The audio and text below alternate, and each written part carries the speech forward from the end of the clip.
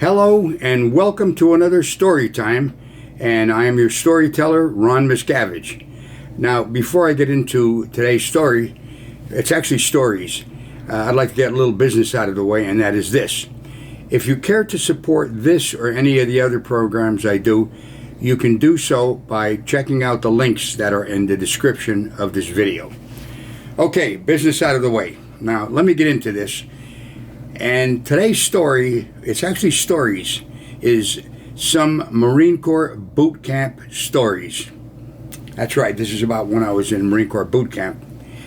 But let me start off with this. When I met the Marine Corps recruiter in Mount Carmel, Pennsylvania, in October of 1953, after a short time of talking to him, I knew that I wanted to become a Marine.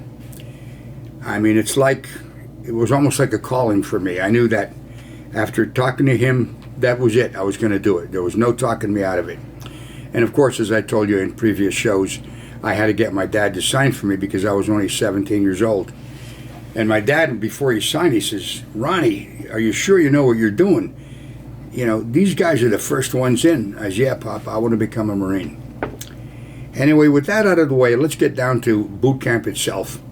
And of course, the first night in boot camp is like a nightmare. If you ever saw Full Metal Jacket, that's exactly what it's like. And here you are, and I remember thinking to myself, this is the worst mistake I've ever made in my life. Of course, several months later, I actually realized I could make myself do anything. They changed me from an undisciplined civilian into a disciplined Marine.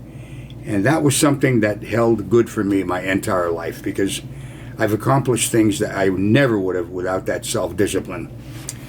So let's get into some of the stories. And the first one I want to tell you about is when we were learning how to throw hand grenades.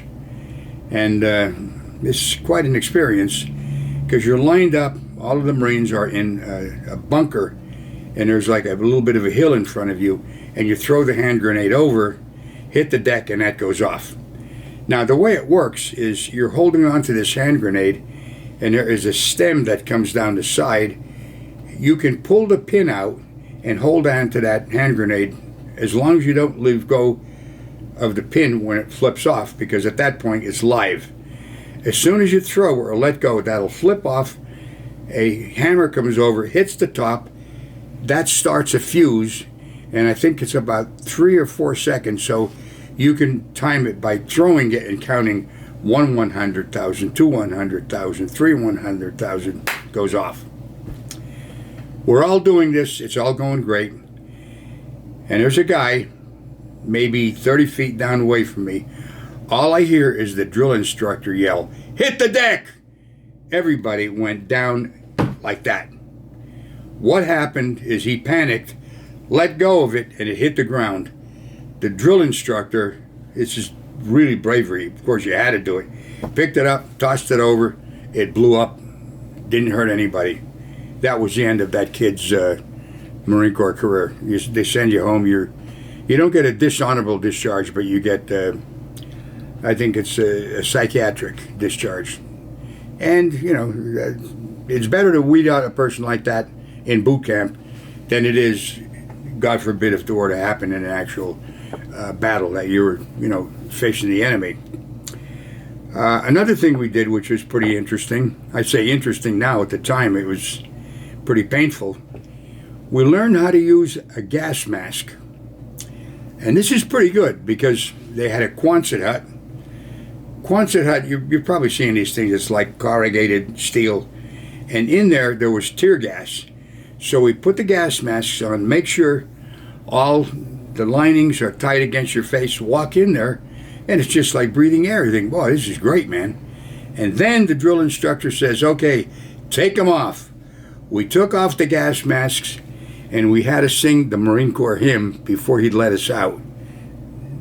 It goes without saying, it was "From the halls of Monte," everybody's singing it as fast as they could. Burn the hell out of your eyes and your nasal passages. We get out, we're coughing and just thinking, you god damn it, But I'll tell you one thing, I knew this. if it ever came that I had to use a gas mask, I knew how to use it and I knew it would work. Okay. Now, the real kicker on this is the rifle range, because there's where you actually learn how to shoot. In those days, it was an M1 Garand semi-automatic rifle. Before you even get near the rifle range to shoot one round, you sit in a class and you're trained by an instructor how this gun operates, how this rifle operates. I shouldn't call it a gun. You learn how to take it apart and eventually get to the point where you could put a blindfold over your eyes, what they call field strip it, take it down and put it all back together without actually seeing the pieces. You're also taught how to shoot a rifle, and there is a sight adjustment on the back, and it works in clicks, and you learn that for every 100 yards of range, if you click it to the right, every 100 yards it will move the bullet to the right 1 inch. So if you're at the 500 yard range and you click it one time, and I still remember this, that means 5 times 1, it would move wherever you hit that target 5 inches to the right. That's that much. Powerful rifles. I paid attention to this class because I knew that this is something, no matter what duty I had, your primary duty is you're a rifleman. We had one guy in the platoon, and he was a real arrogant braggart. I think he was from Tennessee, and he used to have his rifleman go like that, and put it on the sight as if he was Daniel Boone or some expert. He knew it all. He didn't pay any attention at all. He barely qualified when we went to the rifle range. So now, we're on the rifle range. You shoot from 100 yards, 200 yards, and then you lay down and shoot from 500 yards. We're shooting, and we're coming to the end. Now, I got pretty good at it because all I did was follow the instructions they told me as to how to actually fire that rifle accurately. As a matter of fact, from 500 yards, laying down without a telescopic sight, I could easily get 8 out of 10 into the black bullseye, which was 20 inches. And from 500 yards away, that thing is almost non-existent. The drill instructor comes over to me. We're just about done. He says, "Hey, Miscavige, watch out, because right now you're leading the pack." They always refer to you by your last name. It's never Ron Miscavige. Well, anyway, in a final analysis, I did win the first prize. I was the top shot of all the recruits that fired the rifle that day. And my reward, and this is something to say about the Marine Corps, if your statistics are good and you do a good job, you get rewarded. If they're bad, you get penalties or punished. Now, I'll tell you what happened because of that. We had one guy who didn't qualify. In other words, he couldn't even get the bare minimum amount of successful shots in the target to be qualified as a marksman, which is the lowest grade of shooting the rifle.